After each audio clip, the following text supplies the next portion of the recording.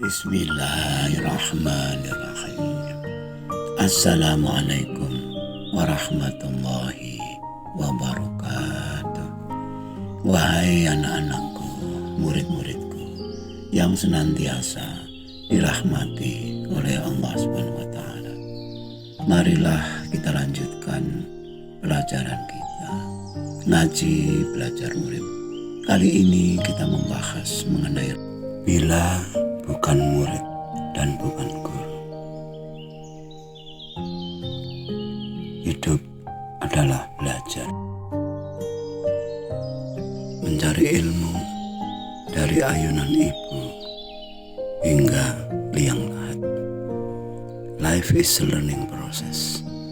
Hidup adalah proses belajar. Yang tidak pernah salah berarti tidak pernah belajar. Dan masih banyak lagi kata-kata bijak yang menunjukkan betapa pentingnya belajar.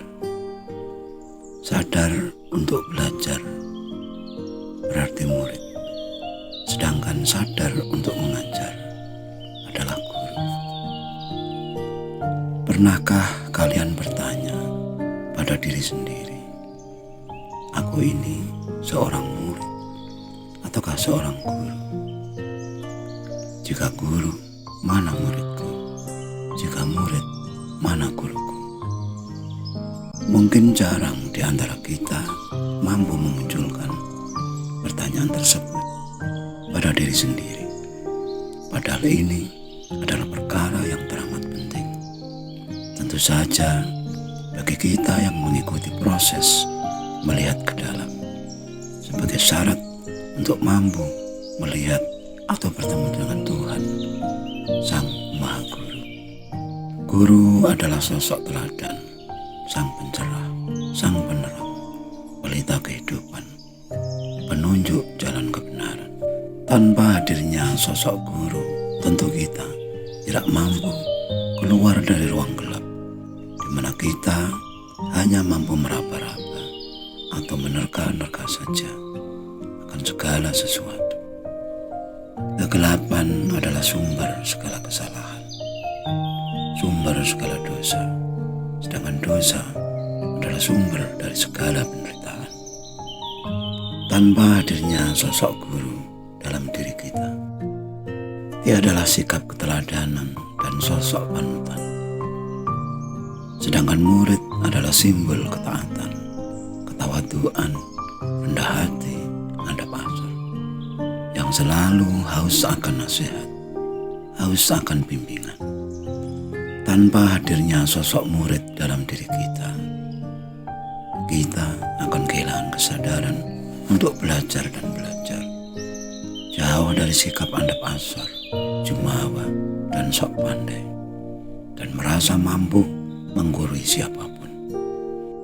Jadilah kita pribadi yang amat buruk, gelap, namun sok terang dan sok menerang.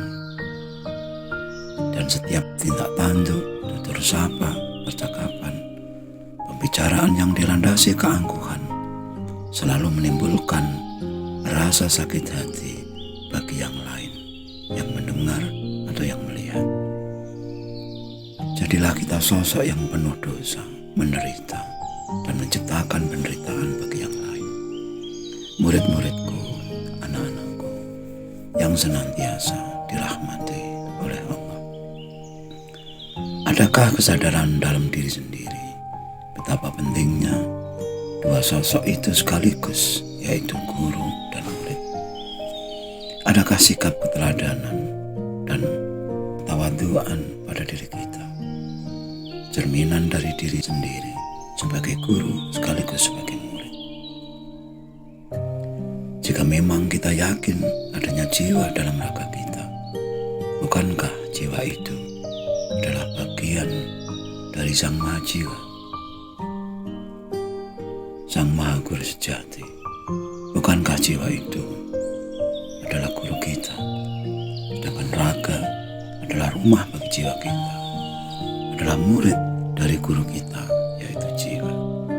Dialah yang seharusnya selalu tunduk patuh dan tawadu sebagai bukti murid sejati yang berguru pada guru sejati pula. Bagi kita yang belum mampu atau belum menyadari akan adanya guru sejati yang di dalam diri, disarankan untuk mencari hingga menemukan guru yang ada di luar. Seorang guru yang telah menemukan guru diri, yang telah bersinar, yang telah terang dan menerangi. Tentu saja untuk menemukannya pastilah sulit. Namun sulit bukan berarti tidak mungkin. Tergantung niat dan tekad kita. Seberapa murni niat kita, seberapa bulat tekad kita, seberapa tangguh mental kita, seberapa gigih perjuangan kita. Di mana ada kemauan, pasti ada jalan.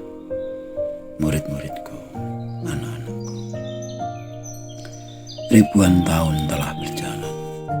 Peradaban manusia berkembang.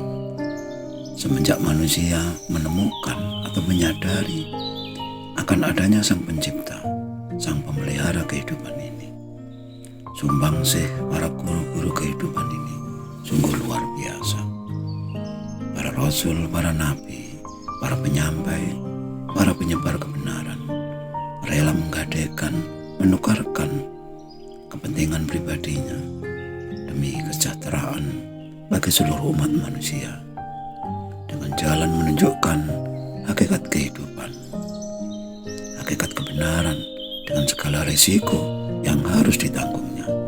Bahkan tak jarang jiwanya harus melayang.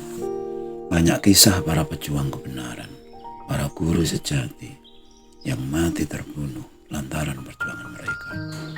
Diracun, dibakar, digantung, dirajam dan sebagainya. Di setiap keyakinan, di setiap agama, di setiap tempat, di belahan bumi manapun, mereka menghadapi risiko yang sama. Namun karena keadilan Tuhan, selalu saja muncul tokoh-tokoh seperti mereka demi harmonisasi atau keseimbangan kehidupan, di mana ada kejahatan merajalela, ketidakadilan menjalar, mewabah kemana-mana. Muncullah para tokoh pejuang-pejuang keadilan, para guru kehidupan yang bernaluri selalu merasa berduka manakala umat manusia terperosok ke dalam lembah dosa, penderitaan akibat ketidaktahuan atau kebodohan akan makna kehidupan. Bagi umat Islam, tentu saja Nabi Muhammad adalah sosok yang paling menonjol dibandingkan dengan rasul-rasul yang lain.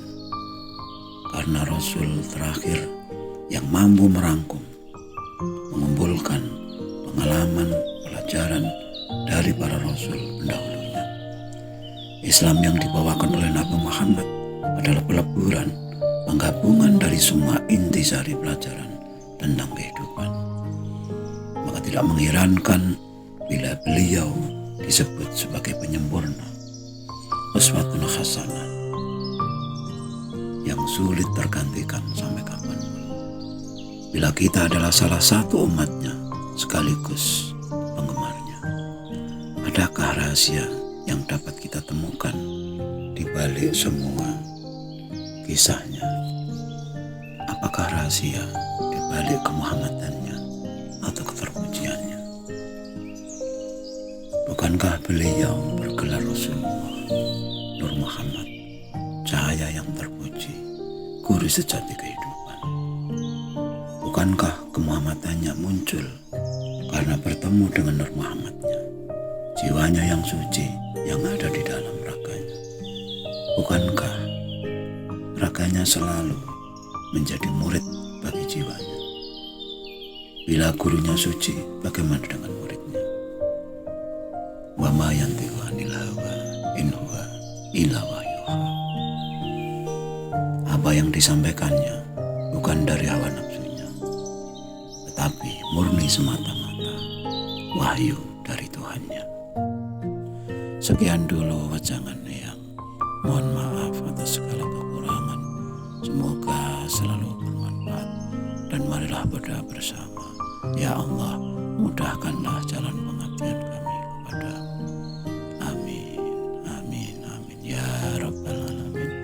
Wassalamualaikum warahmatullahi wabarakatuh.